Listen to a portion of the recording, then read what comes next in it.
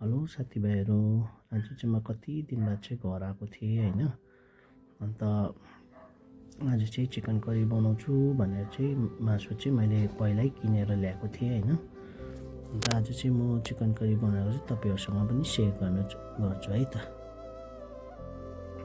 चिकनलाई धोइधाइ पारिसकेपछि म चाहिँ पहिला चाहिँ हल्दी होइन, त्यहाँबाट रङ खोर्सानी होइन, त्यहाँबाट नुनले चाहिँ अलिकति म्यारिनेट गरेर होइन एकछिन छोड्ने गर्छु होइन। त्यहाँबाट सबैलाई मजाले मिक्स गर्ने होइन।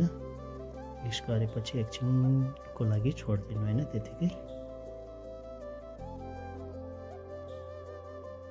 त्यहाँबाट एकछिन म्यारिनेट हुनु लागि छोडिदिइसकेपछि अन्त तेल चाहिँ मैले बसाइसकेको थिएँ होइन कराईमा। अन्त तेल खरेपछि चाहिँ अन्त मासुलाई हल्का फ्राई गर्ने गर्छु होइन। म चाहिँ त्यस्तो डिप फ्राई चाहिँ गर्दिनँ, हल्का मात्रै अलिअलि लाइट ब्राउन चाहिँ बनाउँछु।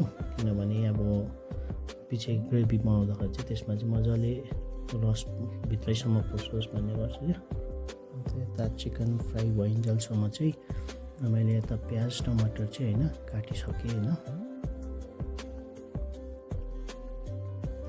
अन्त प्याज टमाटर काटिसकेपछि चाहिँ होइन यता चिकन फ्राई गरेको पनि रेडी भइसक्यो होइन। म चाहिँ चिकन पकाउँदाखेरि चाहिँ जहिले पनि डिप फ्राई चाहिँ गर्दैन, लाइट ब्राउन चाहिँ हल्का खालि होइन। त्यहाँबाट किनभने अब पछि होइन ग्रेभी बनाउँदाखेरि चाहिँ त्यसमा रस पस्दैन जस्तो लाग्छ, त्यही भएर चाहिँ डिप फ्राई गर्दिनँ।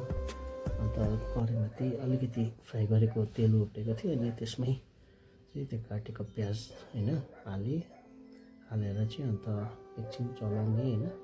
त्यहाँबाट एकछिनको लागि चाहिँ होइन त्यतिकै राखिदिने। त्यहाँबाट त्यसमा हल्का कलर आउनु थालिसकेपछि चाहिँ प्याज लाइट ब्राउन भएपछि चाहिँ टमाटर एड गरिदिने। त्यहाँबाट मसलाहरू के छ होइन, मैले चाहिँ यसमा चाहिँ हल्दी, नुन, तिखालाल, म्यागी मसला र चिकन मसला हालेको छु। अन्त प्याज अलिक गलिसकेपछि चाहिँ होइन त्यहाँबाट अलिकति पानी हालिदिने ग्रेभी बनाउनको लागि चाहिँ। त्यहाँबाट एकछिन चलाएर एकछिनको लागि चाहिँ त्यतिकै छोडिदिने। अब चाहिँ त्यो टमाटर पुरै गलिसक्छ नि, त्यहाँबाट चाहिँ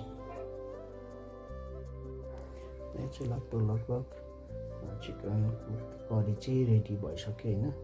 एकछिनको लागि चाहिँ त्यतिकै सानो आगो गरेर चाहिँ छोडिदिने होइन। त्यहाँबाट चाहिँ त्यसमा चिकन एड गरिदिने, चिकन मजाले एड गरेर चाहिँ एकछिनको लागि चलाएर त्यहाँबाट ढक्कन हिलाएर छोपिदिने। छोपिसकेपछि त्यहाँबाट एकदम चेक गर्ने होइन कतिको भएछ भने।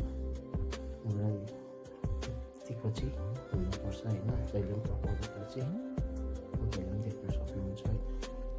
त्यहाँबाट अब चाहिँ मेरो चिकन लगभग रेडी भइसक्यो। मेरो चाहिँ चिकन करी चाहिँ रेडी भयो। त्यसपछि होइन सबै चिकनहरू पसिसक्यो। अनि चाहिँ म चाहिँ खानु लागेको। तपाईँहरूलाई पनि रेसिपी मन पऱ्यो भने चाहिँ लाइक एन्ड सब्सक्राइब चाहिँ गरिदिनुहोस्। Thank you.